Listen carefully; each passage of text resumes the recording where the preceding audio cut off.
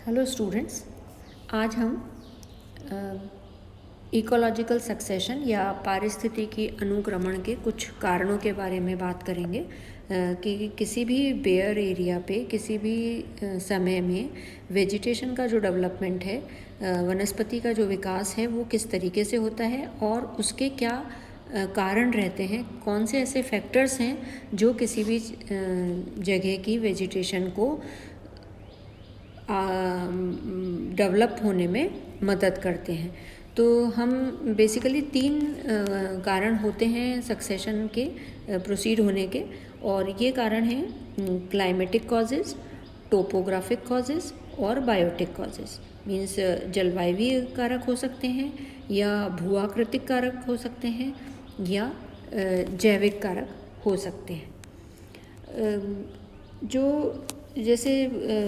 हमने देखा कि सक्सेशन को शुरुआत करने के लिए, शुरू होने के लिए सबसे पहली आवश्यकता जो है वो एक बेयर एरिया का डेवलपमेंट होता है कि कहीं भी वनस्पति विहीन क्षेत्र कहीं पे बन जाए और वहाँ पे वनस्पति का विकास हो, किस तरीके से प्लांट्स वहाँ पे ग्रो करेंगे, पहले कौन से प्लांट्स आएंगे फिर कौन से आएंगे, और ये एक ऑर्डरली प्रोसेस में किस तरीके से सक्सेशन जो है वो आगे प्रोसीड करेगा।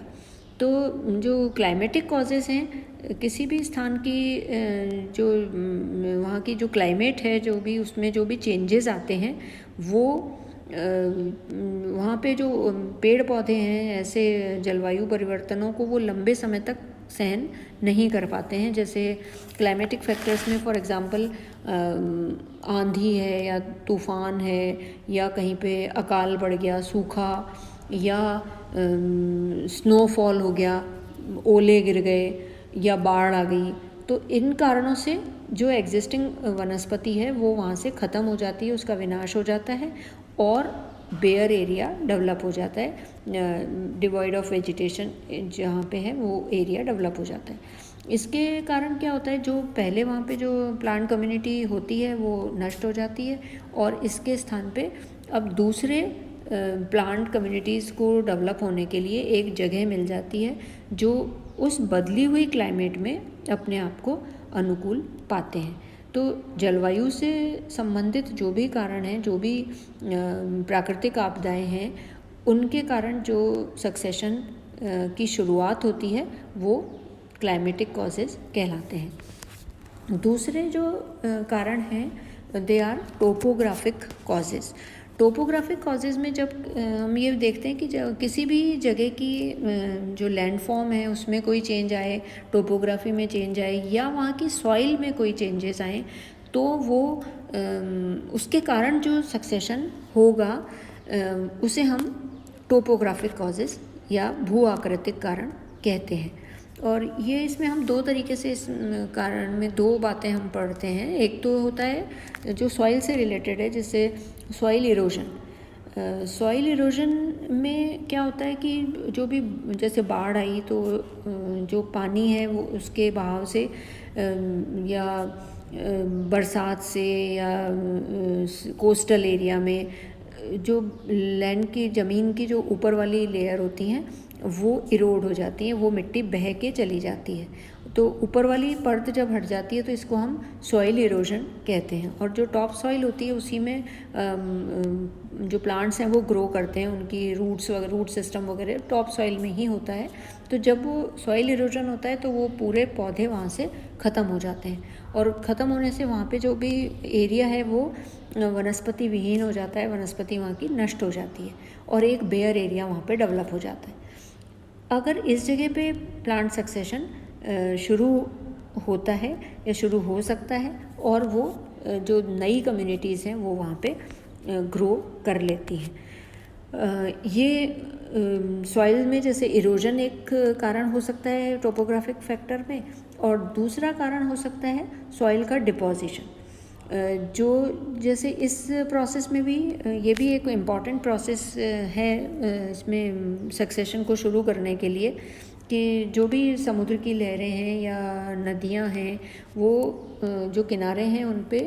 जो रेत मतलब जो सैंड है वो आ जाती है उनके कारण, उनके बहाव, उनका वेव एक्शन के कारण, और कई बार लैंडस्लाइड हो जाता है, बहुत बड़े बड़े पहाड़ों पे बहुत ज़्यादा भूस्खलन हो जाता है, ज़मीन के मतलब मिट्टी के टुकड़े जो हैं वो ज़मीन पे गिर जाते हैं, तो वो बहुत बड़ी मात्रा में मिट्टी आ जाती है, या वॉल्केनिक इरप्शन हो जाता है, ज्वालामुखी जो हैं वो फट जाते हैं और उससे जो लावा निकलता है वो किसी जगह को पूरा कवर कर लेता है और इस तरीके से बेयर एरिया का डेवलप हो जाता है। जो भी मिट्टी बह के आ रही है या सॉइल इरोजन के बाद आ रही है या पहाड़ों से गिर रही है या जो आइस के ब्लॉक्स हैं वो गिर जाते हैं, स्नो कवर्ड ब्लॉक्स गिर जाते हैं पहाड़ों में, तो वो उस जगह को ढक देते हैं। वहाँ पे जो भी वनस्पति है, जो भी प्लांट्स वहाँ ग्रो करते हैं, उनको वो पूरी तरीके से कवर कर देते हैं और ये एक बेयर एरिया बन जाता है या अनाच्छादित जो क्षेत्र है वो बन जाता है। और इस पे जब फिर प्लांट्स वापस ग्रो करेंगे तो ये सक्सेशन की शुरुआत होगी। और